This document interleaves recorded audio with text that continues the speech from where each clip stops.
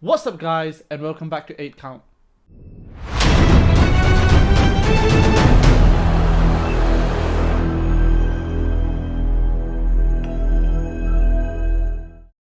So, Sajid, today, I know we did a boxing heavyweight tier list, but there's a lot that's been going on and talked about recently, and I just want to ask for your thoughts and see what you think is going to happen. So, recently, I think it's about a couple of days ago now, Eddie Hearn has come out and spoken about Chisora versus Ortiz. And it's interesting because when we did our heavyweight tier list, we were like, that fight would be the ultimate like granddad UK versus US fight.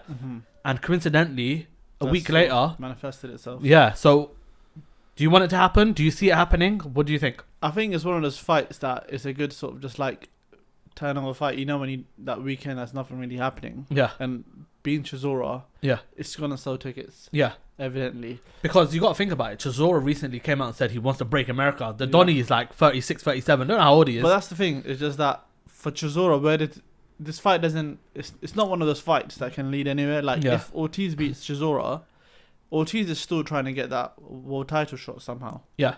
Which is... I don't think he has the legs anymore. Yeah. But I think it's going to be an interesting fight of how them two... Because it's one of those things...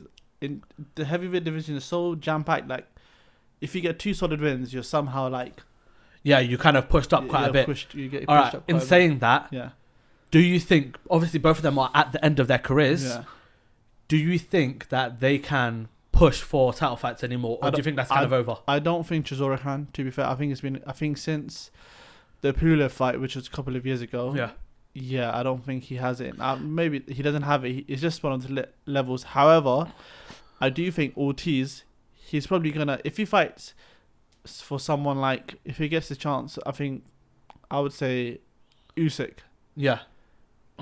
That's a good fight for him. Yeah. Do you know what I mean? I'm not saying that he's going to win it. The thing is, it'll be hard for them to get that kind of fight, that caliber. Especially like going off his last performance against Charles Martin, where he got knocked down twice, and his footwork wasn't there. To be fair, he's around 40. Well, officially he's 40, but you know how the sort of Cuban system is. That you don't really know how old they are. Yeah. But it'll be interesting. So, talking about the heavyweight division, I wanted to talk about Wilder, because since his loss, he's like gone off the face of the earth. Yeah. And no one knows where he is, what his next step is, whether he can fight for a title again, or people were calling for his career to be ended. I think, you know what it is? I think Wilder, right? He's one of those people, like, he just...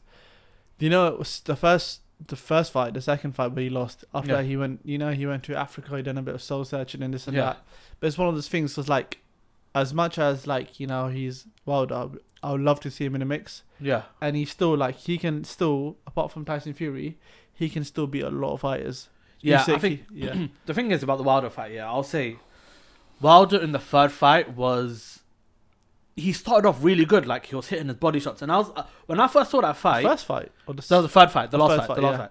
When I first saw him come out and hit these body shots and stuff, I was like, wow, like for someone who's quite old, like to teach an old cat new tricks is quite hard. Yeah, but then it just kind of faded out. Obviously, once Fury got into his flow, I think Fury has his number. Like, if it, you know, he's just gonna win it. But it's like, I do honestly think that he needs to leave Malik Scott. Like, I don't think he's a good. I mean, like he was. I think he needs to like sort of another sort of. He's got a lot of yes men around him. Yeah, because you know all that he works off energies and all that sort of stuff. Like, but I want him back. I would like to see him. Who do you think would be a good fight for him to like come back and? You know what? I think in the heavyweight division there is no sort of like good fight. I think the best fight for him to come back is Ruiz. Yeah, I was gonna say even Parker would be a good fight. Yeah, if he comes back, he will forever have that bitterness towards Joshua, Eddie Hearn, you know, UK fighters. Yeah. But if he comes back against Ruiz, beats Ruiz, then you know what I mean. Like, imagine him against Usyk. That would be a great fight. Him with Joshua once again, a massive. That's fight. the thing. I think with the heavyweight division, there's so many big fights that can happen. I mean, for instance, they imagine the Joshua and him story. So both have lost. Yeah. Joshua's the first time he comes to America, he loses. Yeah. Now imagine how that fight plays out. Bloody Eddie Hearn, who how will that be, sort of thing. So it's going to be really good. So moving on.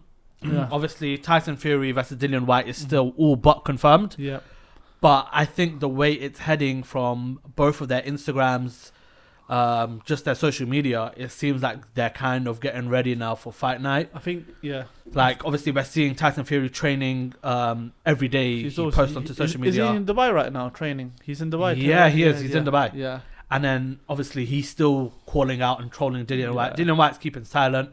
I think that's the best move for him. I think there's no point if the fights. I think they said I was reading an article in the morning, to be fair, and they said they want to aim for April 14th, or the 23rd, sorry, at Wembley, which is going to be a good fight. But it's one of those things. Tyson Fury is Tyson Fury. Yeah, I'm looking forward. I think we spoke about this before. Looking forward to the press conference.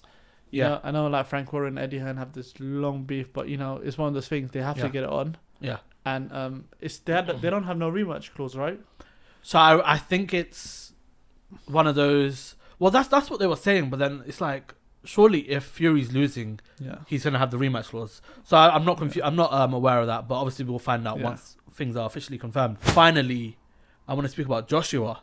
Okay. Because obviously Joshua's kind of going under the radar. Obviously, there's the new trainer talk and all of this and all of that, but it came out today or yesterday that Joshua said he would beat Usyk without a trainer.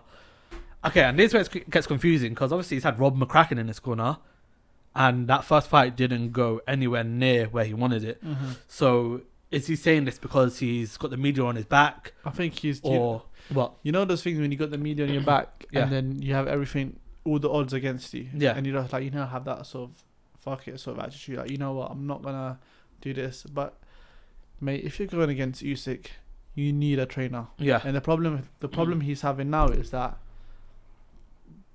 he doesn't want to delay the fight. Like, for instance, he wants to fight quick and trying to get that trainer. Yeah. And this is the first time he's trying to make these big moves. You know what I mean? Yeah. It's one of those things, like, because obviously there's a lot of pressure on his shoulders. So what he wants to do is kind of master all of these things, get his new trainer, master the new style or whatever style they can implement with him, and go straight to the win. And go straight in with a basically like a killer of a division. It's not like it's a lot of pressure. Yeah, I don't think he's going to go without trainer. I do think it was just like someone will tell him, like, listen, don't do that, because like, what you gonna tell yourself every like, fight? What do you? I think Eddie Hearn will pretty much tell him, that ain't gonna run. But hopefully it's going to be interesting. It's an interesting few sort of months. Yeah, I think the heavyweight division is shaping up to be quite a good year. Yeah, and you have these underdogs coming up, other sort of fighters. Yeah, but it's going to be interesting to see how, by the end of 2022, how who's holding the cards. But yeah, that wraps up today's video. If you did enjoy it, be sure to give us a like. Let us know what you think of the heavyweight division. Subscribe, and we'll see you again soon.